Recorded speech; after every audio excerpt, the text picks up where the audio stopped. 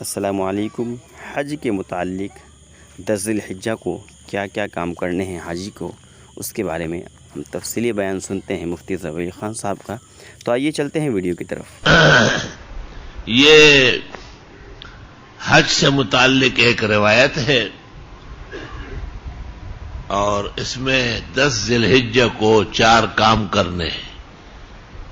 ایک رمی ہے جمارہ کی، بڑے شیطان کی، اور دوسری قربانی ہے قارن اور متمتی کی، اور تیسرا حلق کرنا ہے یا قصر کرنا ہے اور احرام سے نکلنا ہے، اور چوتھا طواف زیارت ہے۔ 4 کام ہیں۔ 10 ذی الحجہ کو حجاج کے ذمہ 4 کام ہیں۔ پہلا کام کیا ہے؟ صبح سویرے شیطان کی رمی کرے، پھر جائے قربان گاہ میں متمتع و قارن قربانی کرے، اور وہاں سے فارغ ہو کے آئے اور احرام سے نکلے، بال وال بنائے، سلے ہوئے کپڑے پہنے، کیونکہ ابھی تک تو ہے وہ احرامین میں تھا۔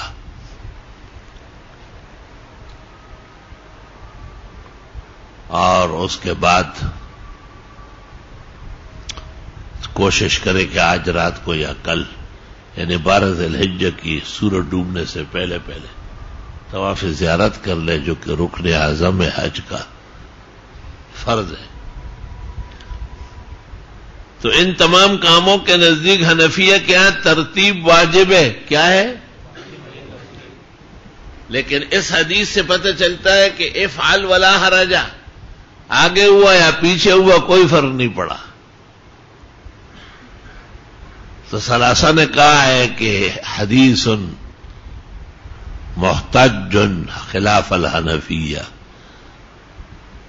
احناف نے اپنے بساط کے سامنے جوابات دیے ہیں، یہاں تک کہ 13ویں صدی ہجری میں ہندوستان کے قاہرہ میں اللہ رب العالمین نے بخاری کے پائے کا محدث اور امام ابو حنیفہ کے پائے کا ایک فقیہ پیدا کیا۔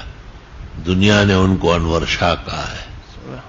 اب دیکھو شاہ صاحب میدان میں اترتے، وہ جوابات دے رہے، تو آپ دیکھیں ذرا۔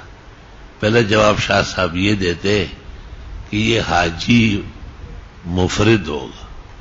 کیا ہوگا؟ مفرد۔ اور حاجی مفرد پر بوجہ مسافر ہونے کی قربانی مناسک والا واجب نہیں ہے۔ جب قربانی درمیان سے نکل گئی تو بقیہ چیزوں میں ترتیب حاجی مفرد کے لیے مستحب ہے، لیکن واجب نہیں ہے۔ صرف 2 حاجیوں کے لیے مشکلات ہے، ایک متمتع دوسرے قارن، اور اس حدیث کے کسی طریق سے پتہ نہیں چلا ہے کہ وہ آدمی متمتع یا قارن تھا۔ تو حج کے 3 اقسام میں سے ایک قسم ایسا ہے کہ افعل ولا حرج کا جملہ ان پر پورا منطبق ہے، اور وہ ہے حج افراد، حاجی مفرد۔ ٹھیک ہے جی۔ اس کو کہتے ہیں مختصر اجمالی جواب۔ ایک دوسرا تفصیلی جواب شاہ صاحب نے دے دیا، وہ ذرا سن لو۔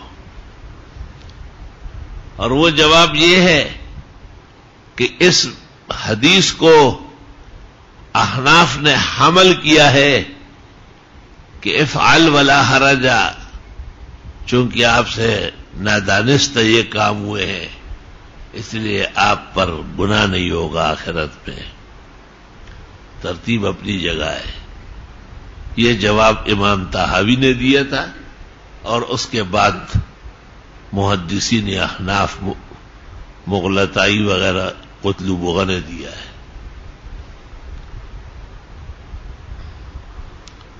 لیکن مولانا انور شاہ صاحب کا ایک تفصیلی جواب سن لو۔ وہ یہ کہتے ہیں کہ اصل میں علماء دین نے ایک قاعدہ لکھا ہے،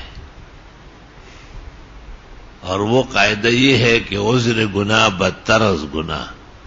کسی کا یہ کہنا کہ میں نہیں جانا اس لیے مجھ سے غلطی ہوئی، یہ بات صحیح نہیں ہے۔ لأن العلماء شرقوا المسائل وغربوها، کیونکہ علماء دین نے مسائل مشرق اور مغرب میں پہنچا دیے ہیں. تو کسی کا یہ کہنا کہ لم اشعر، لم اعلم، لم اعرف، لیس بشیء.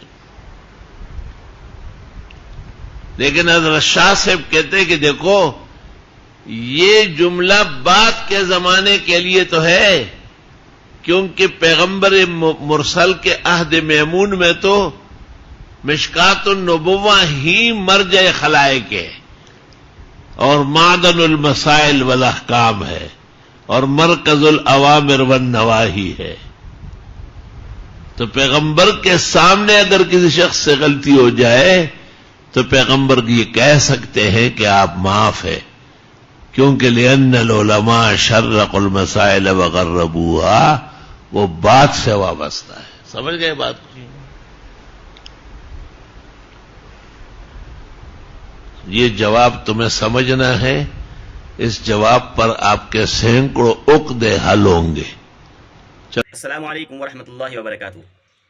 محترم ناظرین اکرام، مفتی ظفر علی خان صاحب کی ویڈیو دیکھنے کے لیے اور سننے کے لیے، ان کے بیانات کو سننے کے لیے ہمارے چینل کو سبسکرائب ضرور کر لیں.